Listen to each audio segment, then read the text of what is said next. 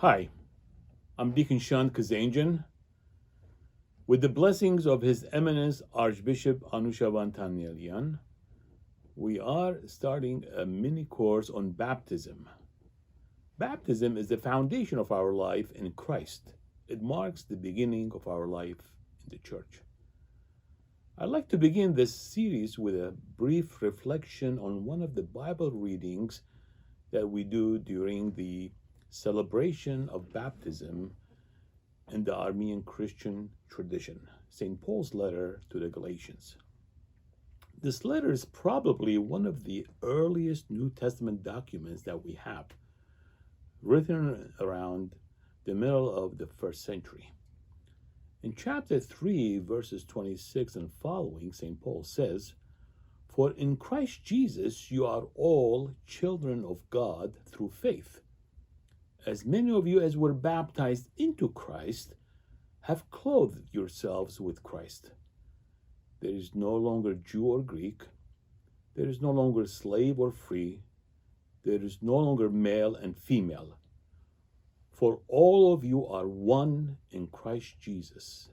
And if you belong to Christ, then you are Abraham's offspring, heirs according to the promise." Now, there is so much here to unpack, but I'd like to highlight a few points. For St. Paul, there's a direct link between being children of God and being in Christ.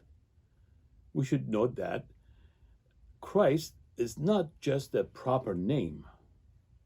It also means the anointed one, the Messiah. So to be in Christ, to be in the Messiah, to make a long story short, is to be part of Messiah's community, part of Messiah's family. In other words, to be part of God's people. And how does one join the Messiah's family? The next verse explains it. Verse 27, Paul says, "As many of you as were baptized into Christ have clothed yourselves with Christ." The verb to baptize, baptizo, means to immerse.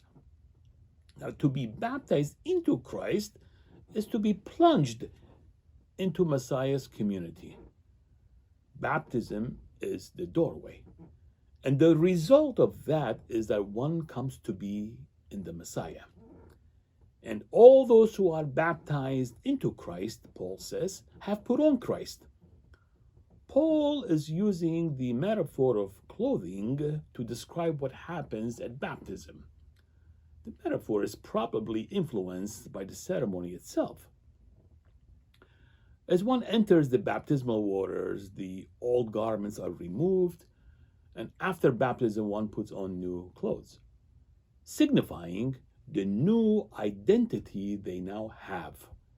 And that identity is none other than Christ himself.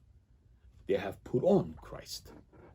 That is the basic meaning of baptism here. Now, I'd like to draw your attention to that last verse, verse 29, where Paul says, "If you belong to Christ," which is sometimes translated as "if you are Christ" or "if you are of Christ."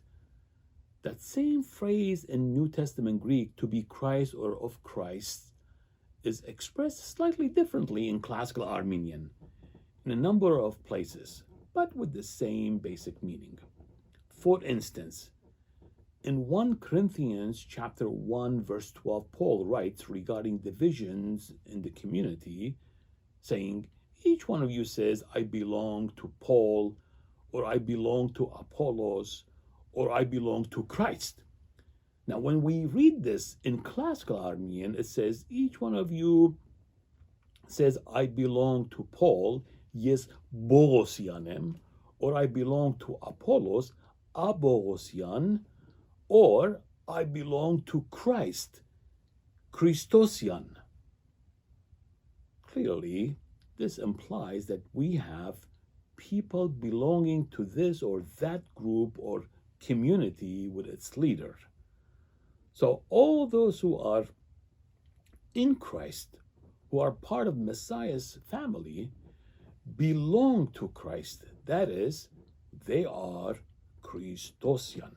So through baptism, we are brought into the Messiah's family. In Christ, we are children of God. We belong to Him and we are defined by Him. That is our basic Christian identity. So whether we are Bedrosian or Bogosian or Hagopian, when we are baptized, we become Christosian. Well, much more we can say here, but in the coming weeks, we are going to explore the meaning of baptism in bite-sized presentations. We will put baptism in the context of the much larger story of the Bible. We will take a bird's eye view of the service of baptism, its overall structure, highlighting its main features. We will then move through the service section by section. We will zoom in here and there a bit and explore some of the details. So I hope you join us. See you soon.